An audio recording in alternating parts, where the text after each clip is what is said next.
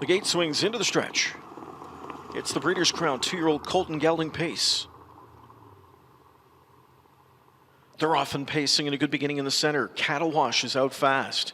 Coming after him on the outside is Tall Dark Stranger, and Gingras lets him roll up to the front tonight, and Tall Dark Stranger takes charge. Second away, Cattle Wash. Dropped over to the inside from in third is Poppy Rob Hanover. Then off the speed in fourth, Mayhem Hanover.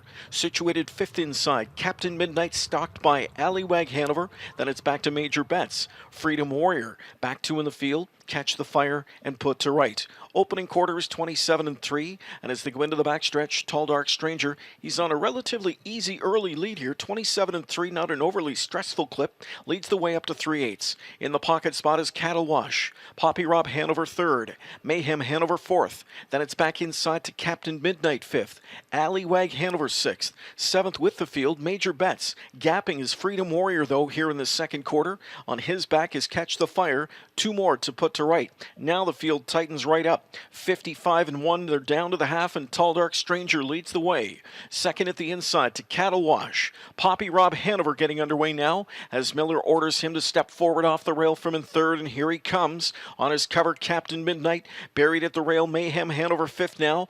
Allywag Hanover winding up in the backfield, so too is Major Betts. Three-quarter bound go the rookies. Tall Dark Stranger says, catch me if you can. And he's at three quarters in a pretty sensible 1:23-2. Tall Dark Stranger brings it into the stretch. Poppy Rob Hanover on the outside going to work now. In behind them from in third is Cattle Wash. Cut loose late comes Mayhem Hanover there in deep stretch. Tall Dark Stranger fights on at the rail. On the outside, Poppy Rob Hanover. Poppy Rob Hanover, Tall Dark Stranger. A wild finish. Poppy Rob Hanover on the outside wins the Breeders' Crown. It was Poppy Rob Hanover with a final stride knockout punch in 1:51.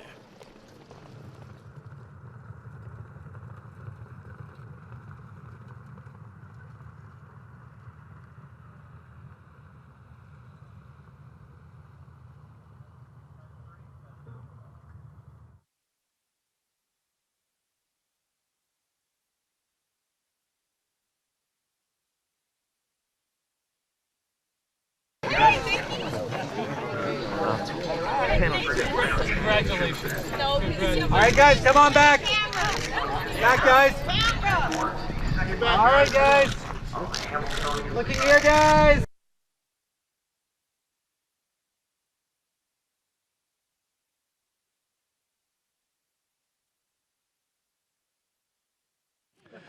All right, here in the winner's circle now, our final Breeders' Crown race of the night. 2-year-old Colt pace. Tall Dark Stranger inherits the victory through a placing. Yannick Gingras. Let's talk about the moment right before the wire and tell us what happened.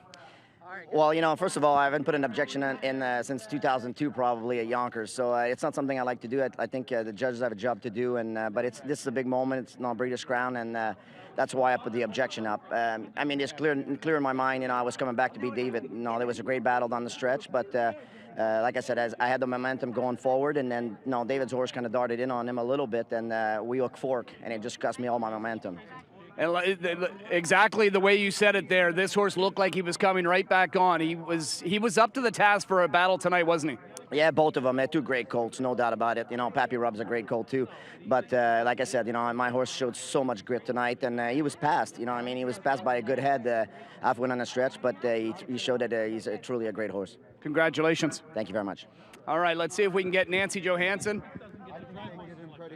Nancy.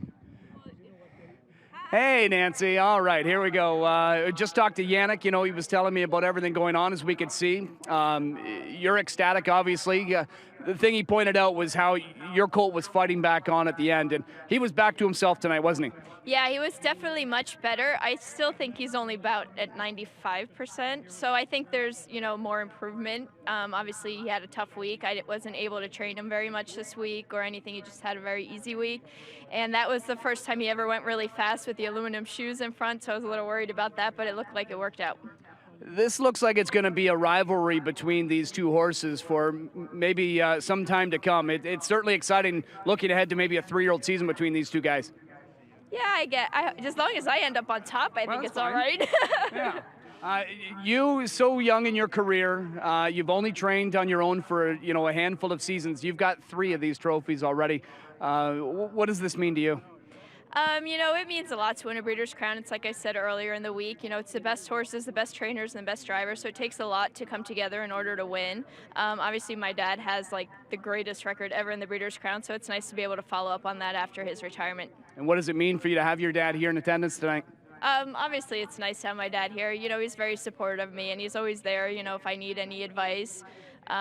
He's done a really good job in retirement staying out of it, though. I'm actually really proud of him. I thought he was going to be really annoying, but he's been really good, so I'm proud of him for that. All right, well, congratulations, and hopefully this win carries on to tomorrow. I hope so. Thank you. All right, let's see if we can get Marvin Katz in here. Marvin might be busy doing some more interviews. Oh, here, Marvin's got some time for us. Congratulations. Thank you. I know this is a colt you told me, obviously, you know, early in the season, how great of a colt he is, and he proved it again here tonight. That was one heck of a stretch duel. That was a fabulous race. Of course, these are great colts. You're looking at the best in the business as 2-year-olds, and a great stretch duel. But I have to be honest and say that I actually think that the best horse became the winner. I think Mr. McDuff was a friend of mine I like a great deal, and Brett Pelling, who I have a great deal of respect for. I'm sure that it's hard for them, but the truth is Tall Dark Stranger deserved to win. And Tall Dark Stranger's been, you know, fun to follow all season. I was talking to Nancy about how exciting this must be looking ahead to a 3-year-old year and the things that he might be able to do. Chad, you're always ahead of me. Yeah. But I need the storylines, right? Right. I just want to enjoy the moment. All right. Yes. I don't know. I'm going to enjoy this. This is special. This is why we do this. All of our families here. The Tactors are here. Perry Soderberg's here. Everyone is here. My partners are here. Howard Taylor, the Chaffees. It doesn't get better than this. It's been a fabulous night here at Mohawk. We've done many great things tonight, and this puts an exclamation mark on it. Well, you and Mr. Libfeld, of course, presenting sponsors this year's Breeders' Crown. We are proud to have you guys here and a big part of it. Wish you the best of success, continued success tomorrow night. I know you're hoping for another big night. We're hopeful. We'll be back here tomorrow night, and let's do it again, Chad. All right, Marvin, well done. Thank you very much. All right, Tall Dark Stranger inherits the win. He is the 2-year-old colt champion in this year's Breeders' Crown.